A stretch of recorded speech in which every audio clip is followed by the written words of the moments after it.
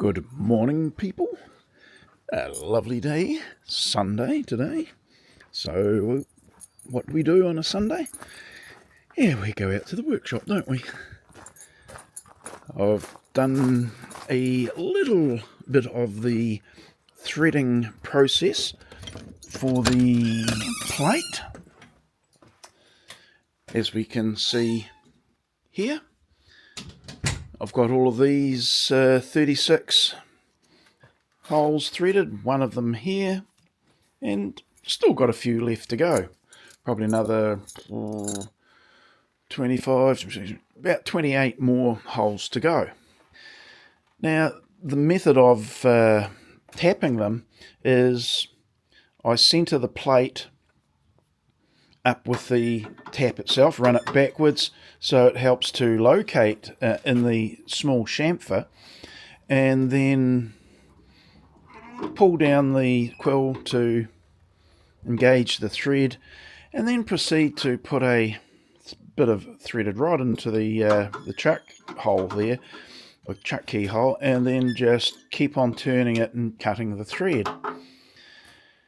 No, I don't want to try and use the actual power, like the motor to do that, because almost certainly with this setup it would cause a problem, and the last thing I want to do is to have a problem. I don't want to snap the tap itself. That would be disastrous. I've got another one, but I don't want to snap anyway. And I've done it myself. I hand hold it with a drill, and it will tap quite well. But 10mm thick, yeah, probably. I don't know. I don't want to risk it. Point of this video, and as I say, occasionally the videos will have a point, is it's a bit tiring. I actually had to break it down into several attempts yesterday to do all of these. It's actually quite tiring on the hand, both hands, and believe it or not, the shoulders. Just the way that, as you're turning the chuck backwards and forwards to break the swarf off, it's simply quite tiring. So I thought, time for a side project. And the thought is, if I had perhaps a disc, that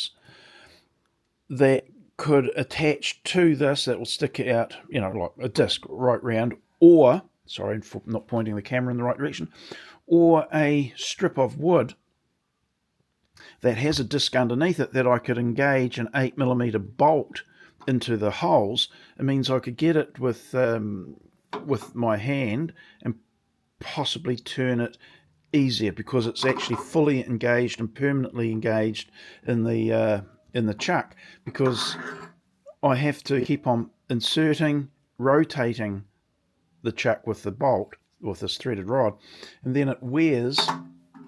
I'll just show you. It wears on the end until it actually starts to round itself off and then slips out. So nothing about this setup is ideal, is effectively what I'm saying. And I know what I've just said. I have been very tempted to change the gearing and the belts, and then to as low as possible, and then give it a go, because it would speed up the process no end. Very tempting. I'm resisting that temptation. I might trial it right at the end of the whole job just to see whether it does work. I'm just a wee bit of a nervous Nelly on that one. But I've got the 28, whatever I've got to go there, and then I've got all of those, and there's about 80 holes in there. Whew, that's a lot of holes. It's a lot of swarf, or whatever you call it. Yeah, swarf, isn't it? Yeah, so there's a lot of holes to be drilled and tapped yet.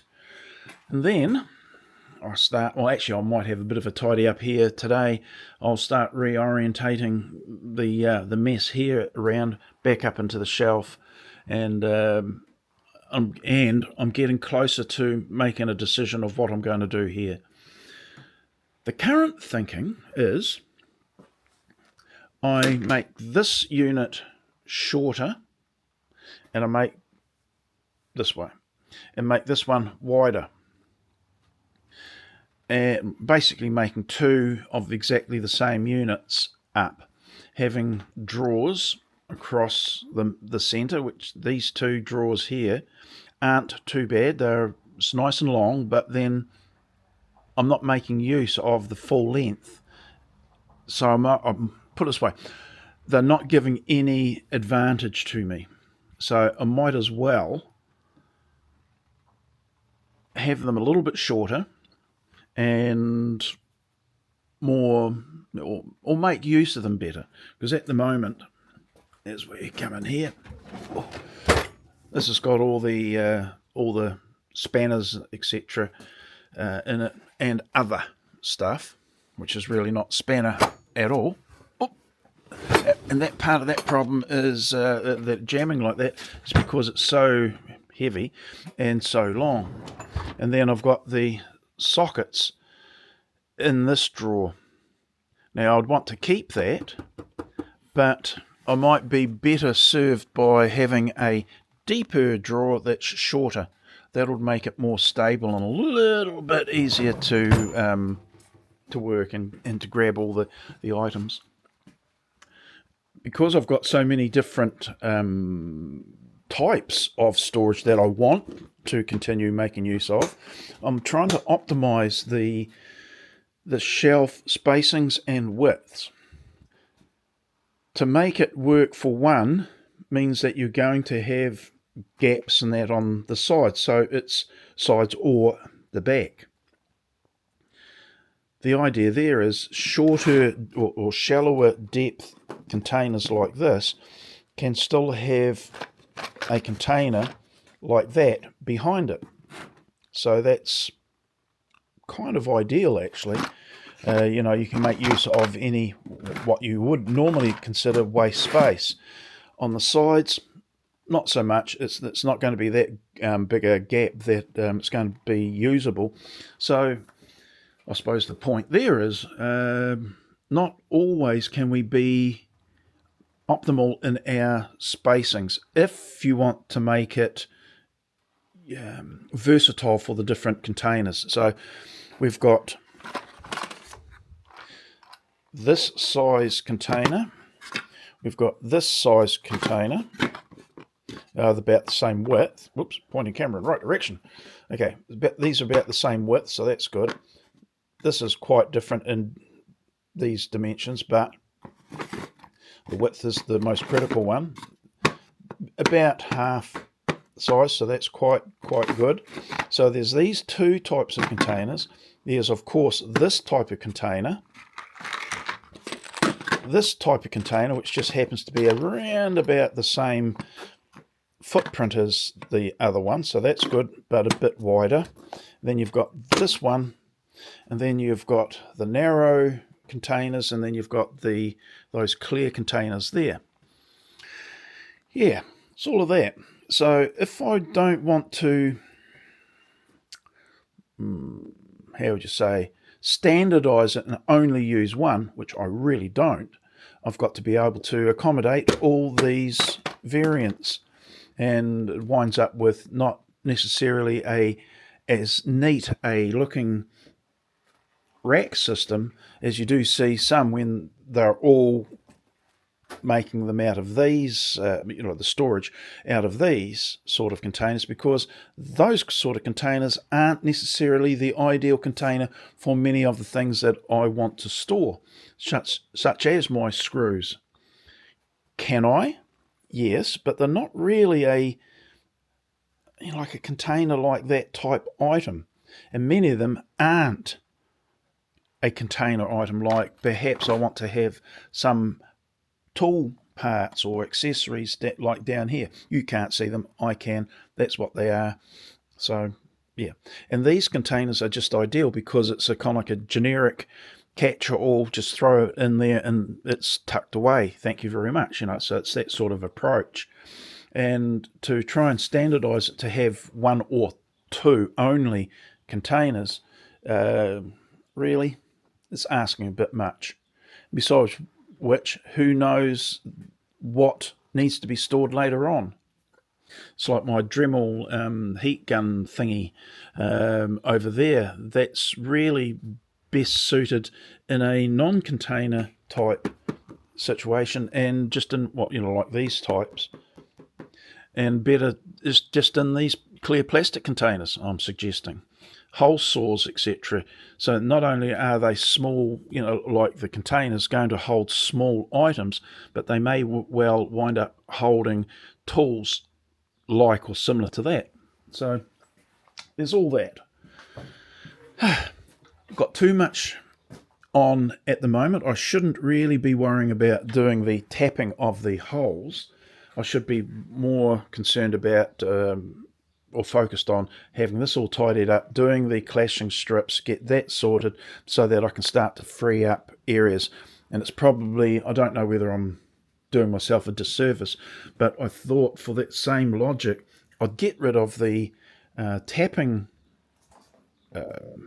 job so that they can be put away somewhere, and then I can tidy up everything. So I might have got the cart and horse mixed up in this regard. So, yeah, but what's new? And besides which, I've got no particular job on that I need to rush. So if I can just plod away, I'll get it all done, and a lot more logically sequenced or placed for all the components. Then we can get into doing some of the jobs that I actually want all this to help with making. Yay. One of the jobs is, and I'll just take you back outside, is, I don't know how well you can see that, but this is actually a screen type or a area divider that I want to develop a little bit more for a little bit of the garden.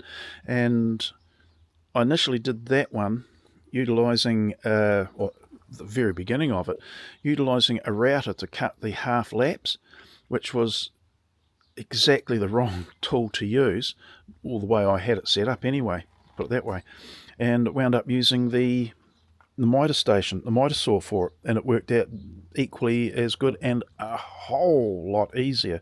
So I want to get back into doing that and develop up some other jobs as well, making use of the bench dog type setup and the miter station, so you can kind of see the cart and horse dilemma. Rightio, that's it. That was just where we're at on a Sunday, and a bit of a low ebb today, but I'll try and get some more done. I'll have a look at that side project for this, see how easy it is to dissuade me from carrying on with the side project and just go back to it. Or if it looks promising, I might carry on and try and make this disc up or this panel up that I can mount some bolts to the chuck, etc., and then I can move it much easier, because anything that can speed up doing all these holes is going to get a bit of a serious look at, because it's, as I said, quite tiring, believe it or not. I wouldn't have thought it would have been, but there you go. Big sigh. With that, I will see you in the next one. Okay, bye now.